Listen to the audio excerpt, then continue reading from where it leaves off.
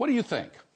More nuclear? Can wind and solar fill the bill? Clean coal? Go to Planet Forward at pbs.org. Register. Tell us what you think. Make your case. Upload a video. Whatever. We'll be back with a web sequel in about a month, so the new entries will have a chance to be discussed and bandied about then with more decision makers. Now, in a few minutes, we're going to bring some people who've submitted videos so far up on stage. They're going to talk directly to the President's top advisor on climate and energy, Carol Browner. But first, we're going to get to transportation. And if one thing drove home our vulnerability in all of this discussion, it was last summer when we were paying $4, $5 a gallon, $75, $100, $120 to fill her up. Well, we got a video from, of all people, Paul Allen, co-founder of Microsoft. Now, he writes, you can see it on the website, the high prices are gone, but the limited resources, environmental damage, consumption, and our own complacency and resistance to change are not. So he dispatched his production company. Check it out.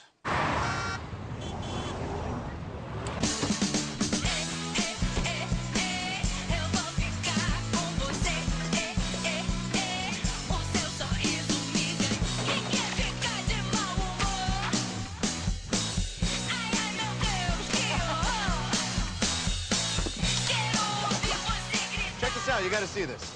See this frog? If I add boiling water. No, wait. See that? He jumps out. Smart frog.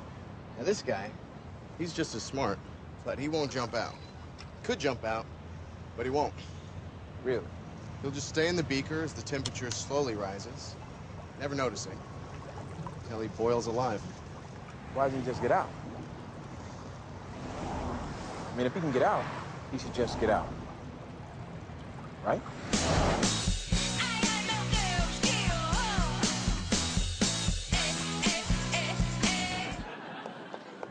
So who's ready to jump? Oh, yeah.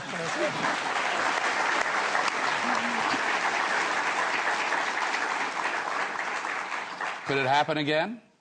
Oh, it will. It will. If China continued to grow at the rate that it had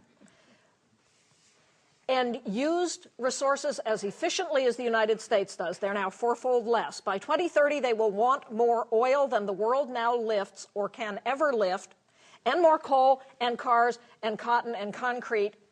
In 2008, we used $1 trillion worth of oil imports. We imported $1 trillion.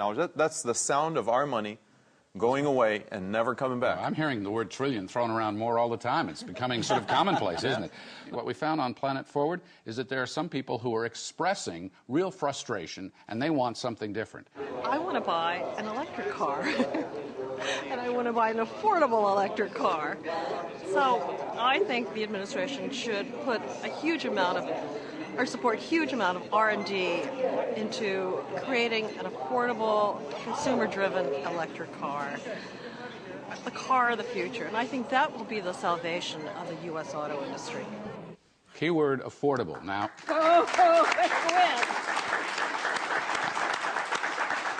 one of our students here at the George Washington University, Joe LaLiberty, he actually went out and he took a tour with a cab driver here in town who's driving a hybrid cab to crunch the numbers. So take a look at that. If every automobile in the United States got reduced its carbon emissions by 50% today, tomorrow, okay, we'd be doing much better. Lots of people shoot their mouths off, but nobody's done it.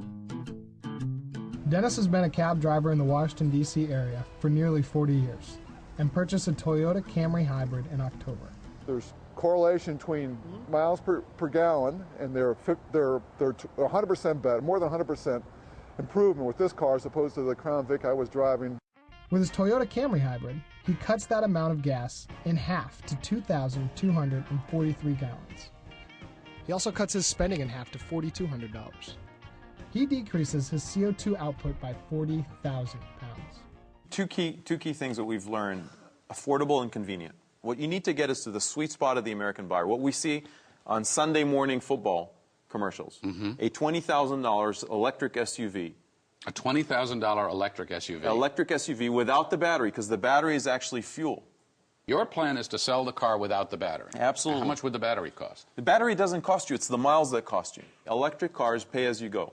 You get the electric car at $20,000, you pay as you go, or you pay a one-time fee and you drive as much as you want the entire month. exactly like you do with cell phones. Your vision of the future is very specific, and you're trying to put it in place now. So describe it a bit. We basically said you won't get anybody into an electric car unless you have a network across the entire region or country. So we're putting networks. What's the network? It's charge spots everywhere you go. Charge spots? Yeah. It's meaning what? You park your car, you plug your car, you come back, it's topped off. It's like having an agreement with BP or Chevron that every time you park your car, somebody will fill your gasoline tank. You come, you park, you go, you drive as much as you want in that model within the range of the battery, about 120 miles. If you go beyond the 120... Does that battery exist now? Absolutely. How much does that battery cost? To you, it actually costs the same as gasoline. So imagine that $20,000 car, you would get a contract, let's say an all-you-can-drive contract. If you're one of those guys who drive a lot, $300 a month, drive as much as you want. Okay. If you want to buy less, you buy per mile. So you can Where can I get this car and this battery? So Israel is the first place where we're putting this across the country. We're putting 250,000 charge spots. Then we're putting switch stations. Think of a gas station, but instead of filling up your car, you come in, your depleted battery comes out, a full battery comes in. At less time than it takes you to fill up gasoline, you drive on. Good idea. Yeah, it's a very important innovation. Shai's been promoting it. Actually, Hunter and others have been writing about this for some time. And I love the fact it uses electricity because biofuels are only... Where would they get that, right? Yeah.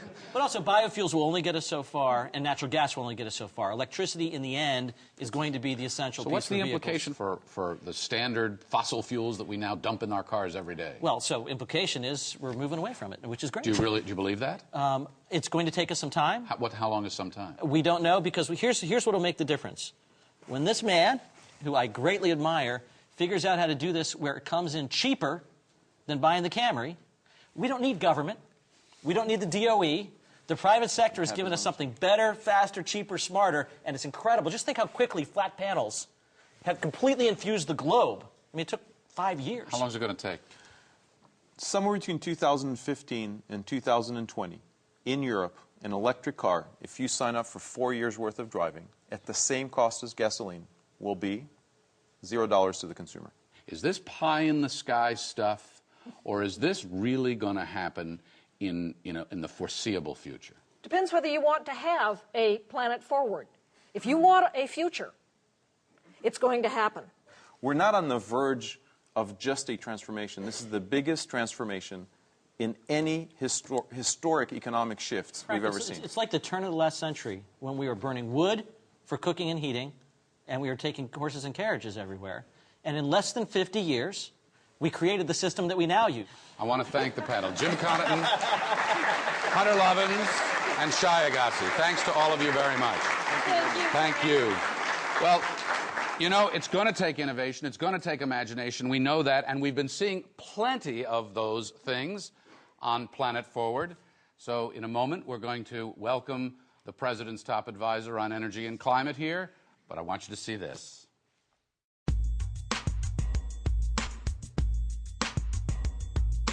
What's the most pressing issue facing our nation now? More important than wars, politics, the Dow? It's not the top of the wish list of our businesses, from the looks of things seeming to be the antithesis. The Earth's life cycle is far from what vicious is. The ecosystem's hers, we're allowed to exist in it. We need to be more mindful of our friends that grow roots and provide fruits and oxygen through photosynthesis. The sun has always been the first link in the food chain, but we need solar panels that can be used in the rain. But even in this stormy weather, that's whatever, cause we can use water power, hydroelectric to be clever, and on the breezy days, windmills are the way to go. Recycled paper is the way I document my flow. Mothers and fathers left the fate of this world in our hands. Money's not the only reason to collect bottles and cans.